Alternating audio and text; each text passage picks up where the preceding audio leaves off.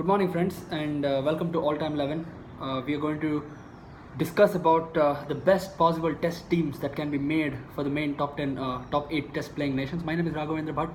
I'm 19 years of age, and it's been almost 6 years now that I've been trying to do these All Time 11s, and I thought it's high time that I share it to the world and discuss with all of you. So please feel free to share this video or comment your thoughts on this. I'm sure there's going to be a lot of discussion. Now, this is not a subject where everybody can agree on. Everybody has their own favorite player, their own judgmental, they feel one player is good, somebody else will feel that some other player is good. This is something really debatable. But I've tried my best to be as neutral as possible, to not focus on the players who I actually like, but trying to go based on statistics and go based on things that actually matter. And the goal is to create the best possible test 11 for that particular country. It's going to be a team of 11 members. Obviously, we're also going to pick a 12th man, and we're going to keep 4 players in the squad. This is a hypothetical situation, so we are not going to achieve anything out of this, but it's just going to be a wonderful exercise for all the cricket lovers, and it's really going to be interesting. So today we're going to start with Australia, because I'm going in alphabetical order, and definitely Australia is probably the greatest test playing nation of all time, and there are some great players in Australia that grab a lot of attention. Now I want to tell you some rules that I followed when I did these all-time 11s. The first thing is, we are only talking about players who have played their careers after the 1900. We're not going to talk about the players who played before 1900, because there are millions of England cricketers and Australian cricketers who played in the 1800s and all, and they played a lot of first-class matches, so it becomes really difficult to compare their statistics to the modern era. So we are just going to go after 1900. And the first thing is to discuss how to pick a good test side. Now, what is the balance in a good test side? We saw that Hardik Pandya was picked for the test against South Africa. We saw South Africa playing without any all-rounder against Australia. We see Mitchell Marsh playing for Australia. Ben Stokes plays for England. How do you come up with a perfect test side? There are 3 options. One is to go with 6 batsmen, 1 keeper and 4 bowlers. The other option is to go with 5 batsmen, 1 all-rounder, 1 wicket-keeper and 4 bowlers. And then Richie Benaud, in his greatest 11, he went with 5 batsmen, 2 all-rounders, 1 wicket-keeper and 3 bowlers. So there are a lot of ways of coming up with the perfect test teams. And I think every test team should have at least 4 really good bowlers. And it would be really good if you had another player who can, once in a while, as an all-rounder or a part-timer, you can throw the ball to him if one of these 4 bowlers is tired. And you should have at least 5 or 6 really good batsmen. So we're not going to worry about the wicket-keeper's batting abilities much. I'm not saying we're going to entirely ignore the batting abilities, but we will go based. When we talk about wicket-keepers, we'll only talk about wicket-keeping. So that's one thing to look forward to. So to come up with a solution for this all-rounder debate, I've decided that I'm not going to generalize. So when I talk about a new team, let's say Australia, I'm going to see how can I make a best possible Australian team. There's no rule whether I want 2 all-rounders, 1 all-rounder. And when I talk about India, or when I talk about some other team like the West Indies, I'm going to look at their strengths, I'm going to look at their players, I'm going to look at that particular team balance. So there is no hard and fast rules as to how many all-rounders or how many batsmen or how many bowlers I should have per team. It's just going to be play by the ear. You decide it based on the team. And statistics definitely plays a part. Now, I am a strong believer in statistics and logic, but I've also given preference to players who had an impact on the game, as was the case with Richie Benaud and also ESPN Cricinfo when they made their all-time 11s, I think in 2010, 2011.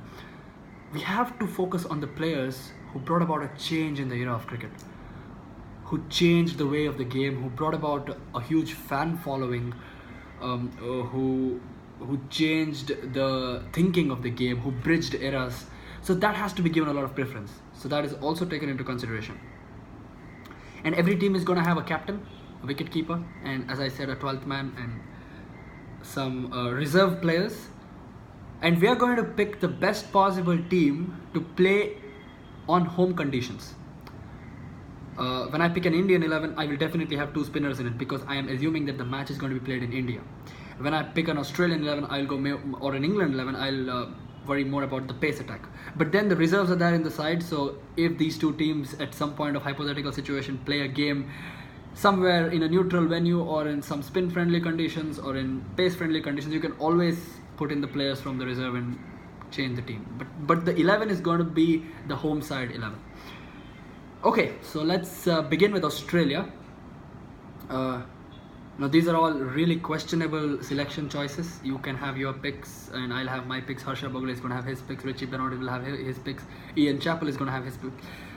But let's see. I tried my best to, neutralize everything and then come up with the best team. Let's start with the opening. Australia has produced very, very great openers throughout. And if I have to name a few, there would be Trumper, there would be Arthur Morris. There will be Bill Ponsford, Bill Woodfull, Bill Lawry, Bob Simpson, Matthew Hayden, Justin Langer, David Warne of late is really, really good as an opener. There was also Michael Slater. So it's a very difficult thing to pick an Australian all-time 11. And when we talk about bridging eras, we have to take into consideration the present situation of the game and how the game was played, let's say in the 1920s. For example, right now, scoring at run a ball in test matches is not, it is a tough thing. It is not very common, but it's not as rare as how it was in the 1900s where, a strike rate of 30, 40 was considered good.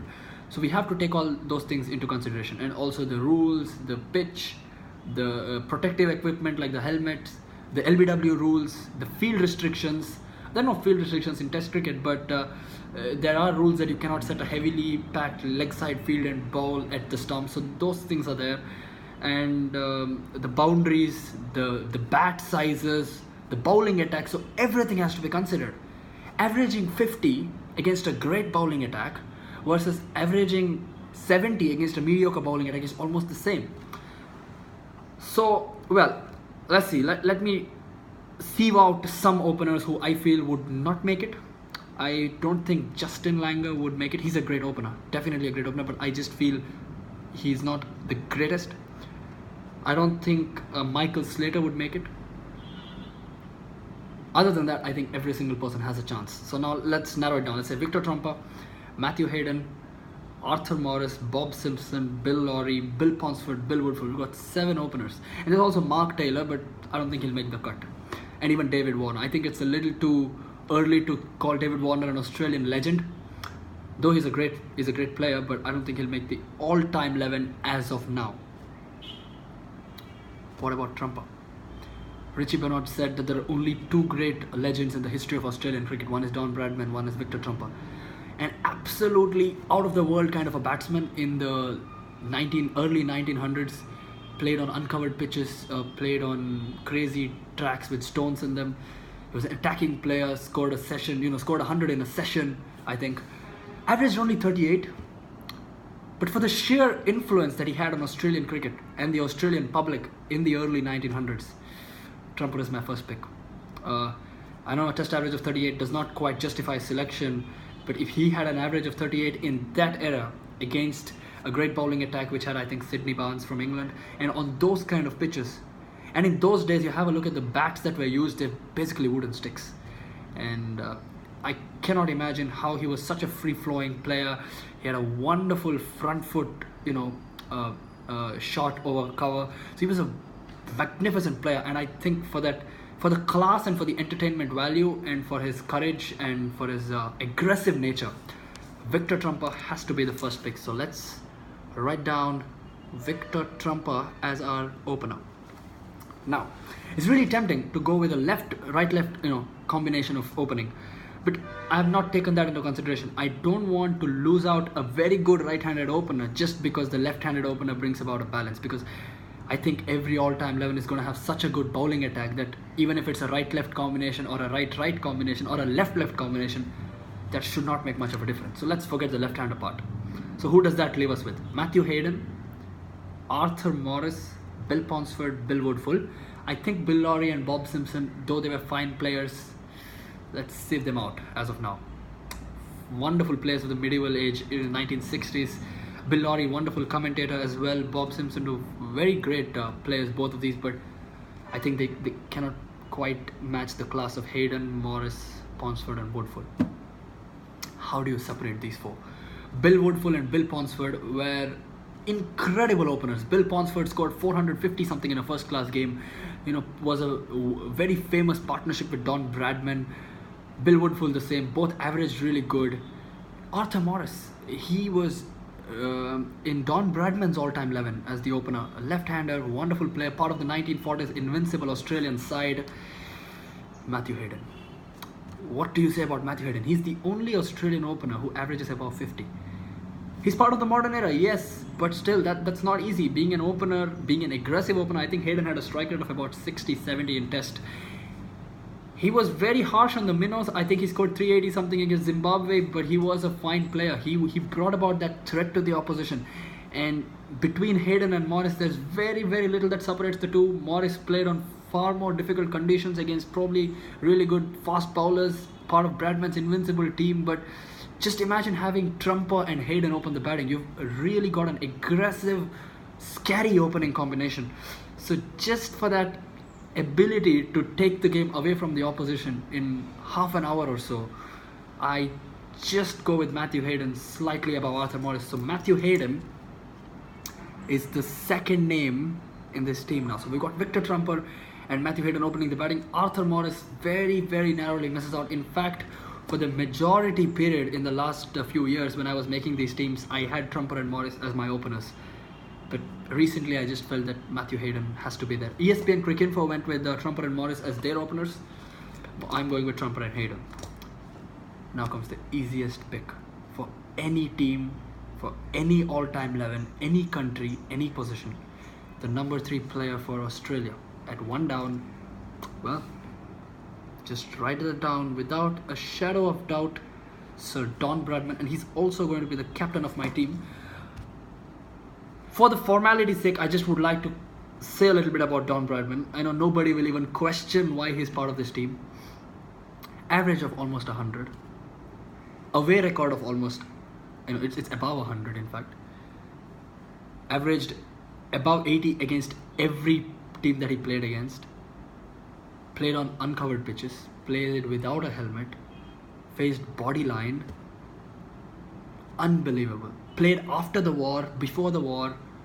He is, according to me, the most standout achievement in any sport. You cannot come up with any player in any sport, football, chess, tennis, rugby. You cannot find a player who is so great when compared to the rest. He's just head and shoulders above the rest. He's got a batting average of 99.94, which is the next best, 60. There is no one in between.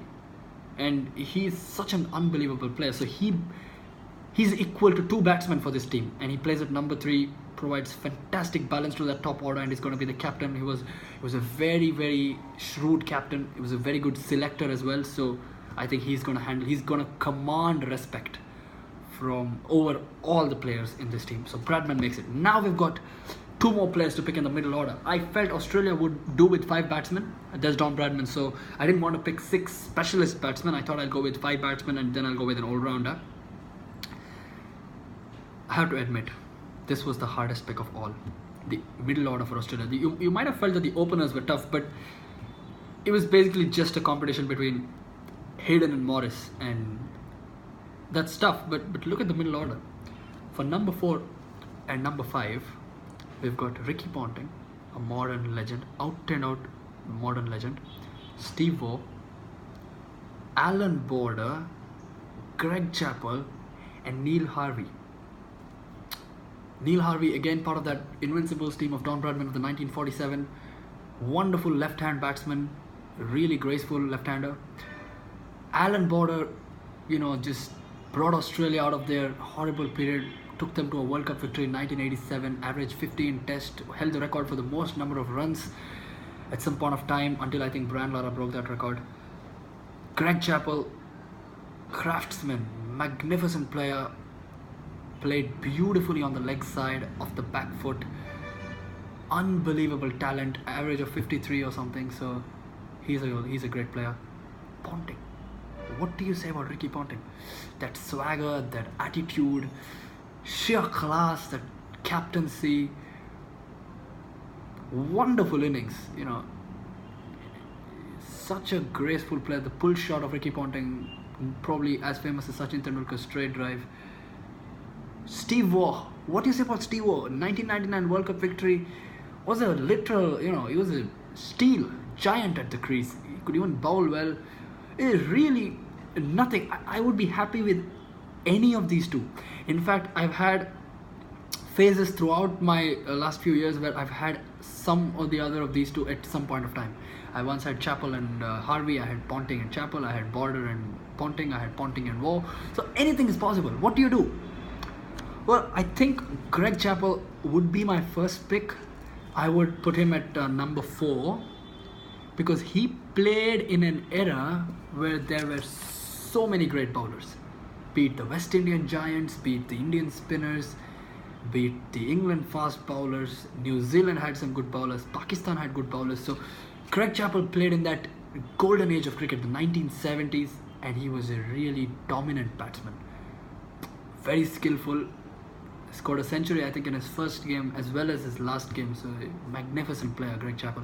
So he makes the cut as my first pick, and I think he was the only person who was there in my team almost all the time. He makes the cut at 4. Number 5. What do you do? Ponting, Border, Steve Waugh, Neil Harvey. Again, you can say that Border and Neil Harvey are left-handers, so you get a left-hander in the middle order that brings a little bit of variety to the team, but I'm not going to think about all those things. For me, it's between Alan Border and Ricky Ponting.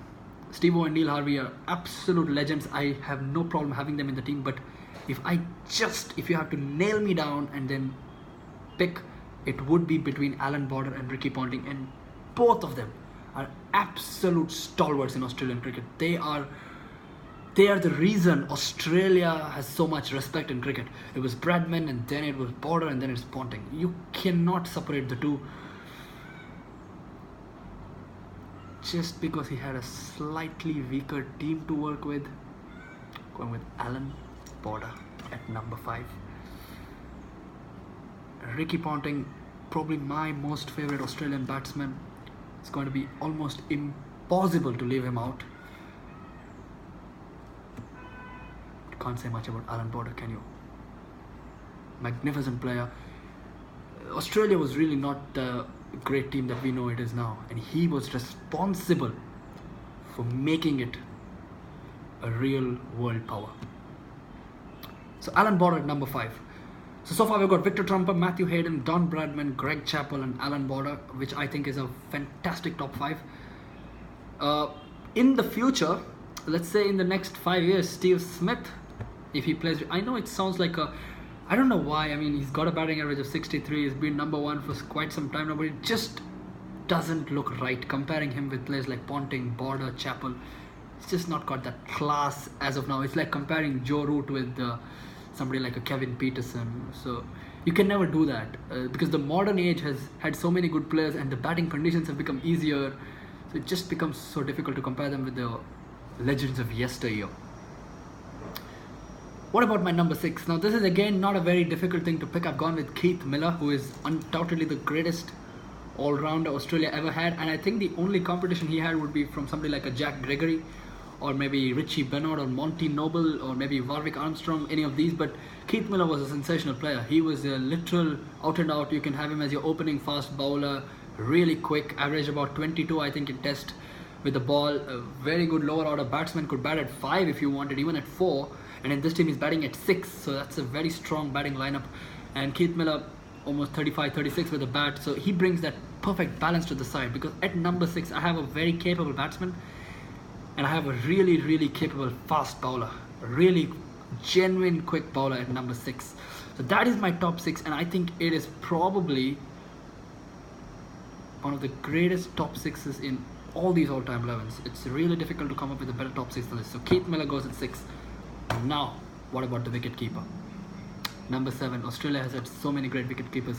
Don Tallon, who is often regarded as its most technically classic and skilled gloveman. He was part of that, again, that invincible side of basically there have been 2 great sides for Australia. The one is the invincible Don Bradman side, which had Morris, Miller, Lindwall, O'Reilly, Bradman, Tallon, Miller and Stan McCabe. And the other one, which was there in the 2000s, which had Ponting, Hussey, Clark, Warne, McGrath, Gilchrist and all this, Hayden. So basically the two big Australian teams. So right now you have Don Tallon as a very good wicket-keeper. Bert Oldfield was a pretty skillful wicket-keeper. Then the three modern era wicket-keepers who were absolutely sensational. There's nothing much to separate between Rodney Marsh, Ian Healy, Adam Gilchrist. Well, I know most of you would think that Adam Gilchrist would probably be an automatic choice, and I know that maybe I will go with him in the end, but he is not the greatest pure wicket keeper that Australia has had. He doesn't have any flaws. I don't think he will ever drop a catch, or he was fantastic even when he was doing wicket keeping to Shane Warne, so absolutely no doubt that he's a good keeper. But Don Tallon, Bert Oldfield, these were really skillful guys. But then Adam Gilchrist is a magnificent dynamic player, you know, average almost 50 with the bat. He could hit 100 in a session if you wanted him to. Very, very athletic behind the stumps. He's got a lot of character in it. For that real reason, that's the reason he makes it to the team. But I just would like to tell you that if all those things weren't there, you just had a look at the keeping abilities, probably you'd go with Tallon. But then, when you talk about keeping abilities, how good is Don Tallon compared to Gilchrist? Is he way better? No, he's just maybe slightly better. And Gilchrist is not bad at all. And because of the fact that Gilchrist is such a good athlete and also a very good batsman at 7, I think he is probably going to be an easy pick. Ian Healy was regarded by Shane Warne as a very good keeper as well. Rodney Marsh did excellent keeping to Dennis Lillee, Jeff Thompson in that 1970s period, even Gary Gilmore. So Gilchrist plays 7. Now these are my batsmen now. So Trumper, Hayden, Bradman, Chappell, Border, Miller, Gilchrist. Unbelievable top 7. I don't think I would have to play an extra batsman or something like that. So I was thinking of playing Ponting instead of Miller, but that's not required. I think my top 5 is really capable, and I can have an extra bowler in Keith Miller rather than going with another batter in Ricky Ponting. But if you're, I don't know, if the situation requires that, maybe you can play Ponting. And if Ponting comes into the team, he'll probably play at 4, and then Chappell at 5 and Border at 6. If you want to leave out the all-rounder, but I don't want to do that. I want Keith Miller in my team. Excellent dynamic player. Now the 4 bowlers. As I told you, I'm going to pick these teams assuming that they played on home conditions. So I decided to go with 3 fast bowlers and a spinner. Though I was very tempted to play the 2 leg spinners because Keith Miller is a good fast bowler. So that is a very open option which can change based on the day of the game, based on the conditions. But as of now, I'm going with 3 quicks and a spinner. Let's talk about the spinner first. Any questions? Any arguments for Shane Warne's selection in the Australian all-time 11? He's probably the second easiest pick in this team after Don Bradman. Shane Warne, I would just, put out in a single sentence, is the reason spin bowling became an art. There were no real spinners throughout the 1970s and 80s. There was Lance Gibbs, there was Erapalli Prasanna and all these, but no real unbelievable spin bowler. And then Warne arrived in the 1990s, and he just made it look like an unbelievable thing. Slow bowling was never such a fascinating thing in Test cricket, but Shane Warne just changed the game with that wonderful flight to deliveries, that drift, that leg spin, those magic deliveries. That too, even in Australia and England, which are not, they're not very spin friendly conditions, but he was just probably the best leg spinner the world has ever seen, and he'll probably even make it to the all-time 11. No? Don't talk about that now. Let's think about that later. He's got 2 competitors. The one was Bill O'Reilly, who Bradman felt was the greatest bowler he ever saw, and the other is Clary Grimmett, who was also a really good spinner. But I think Shane Warne was a class above them. And now my 3 quicks. Who are my? There are very, very many great fast bowlers Australia has produced, but I was just looking at 3 or 4 of them, and it was not very difficult for me to go with Dennis Lillee, Ray Lindwall, and Pigeon Glenn McGrath. So not much debate over there. Frederick Spofforth was a great Australian fast bowler, even Charlie Turner, but they played way back in the 1870s and 80s, and I didn't want to go so far back. I said everything after 1900. Trumper made his debut in 1899, but he played his career 19 to 1910, so that's fine. So Lindwall, Lillee, McGrath. Brett Lee was a good bowler, but he was more of an ODI bowler than a Test bowler. Jeff Thompson was absolutely lethal, but he was more of pace rather than control. And I thought Lindwall and Lillee complement Glenn McGrath really well. So let's put that in. So Lindwall pretty handy with the bat as well, walks in at number 9. And then Dennis Lillee, who I feel was probably Australia's greatest fast bowler ever. And Glenn McGrath, a modern legend with 563 wickets, the maximum for a fast bowler ever. They make the cut. There were some good bowlers as well, but Jason Gillespie for that matter. But I don't think there will be many questions raised about this. Now the only question is, you want to play Ray Lindwall or do you want to play Bill O'Reilly? You want to play 2 spinners. And I know it sounds really tempting because Keith Miller was a really good fast bowler. So you're actually playing 3 fast bowlers in Lillee, McGrath and Miller. And then you can have 2 spinners. But I thought I'll leave it to a spin-friendly condition. And I thought in an ideal situation, it would be good to go with 3 proper premier quicks. And then you can also have Keith Miller as your extra backup quick. And Shane Warne obviously is going to do a lot of bowling. This is my team. Dennis Lillee was a magnificent bowler. In the 1970s and 80s, averaged really good against the top teams like England, and Dennis Lillee got almost with 5 wickets per game, I think, or 350 wickets in his short career. Glenn McGrath, absolutely no doubt about picking him in this team, and Ray Lindwall was also part of that Bradman invincible team. He and Miller, they made a wonderful combination with the new ball. So that is my Australian team. Let's pick the rest of the team and complete this. So let's make 12th man, Ricky Ponting.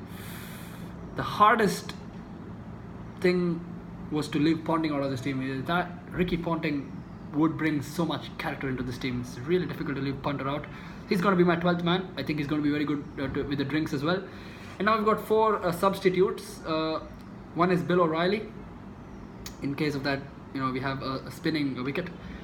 I've not gone with another fast bowler. I mean, I think we can, but I didn't think it was required because these 4 quicks can do the job. Even if one of them is injured, you can play the spinner.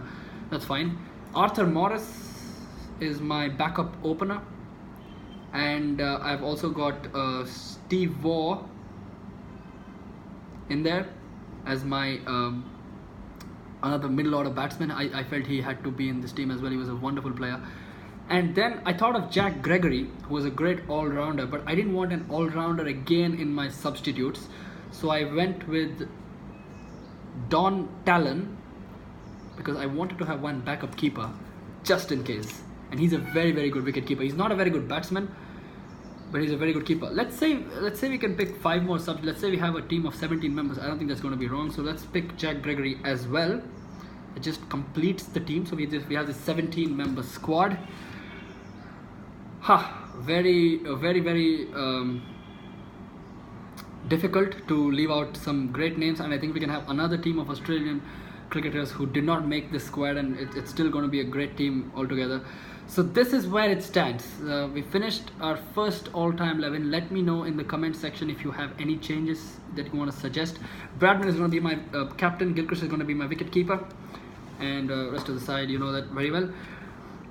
Jack Gregory, I just want to tell a word or two about him. He was a very good all-rounder. He was a very good fast bowler as well. So he would be a very good duplicate for Keith Miller in case you want an all-rounder and Miller is not fit.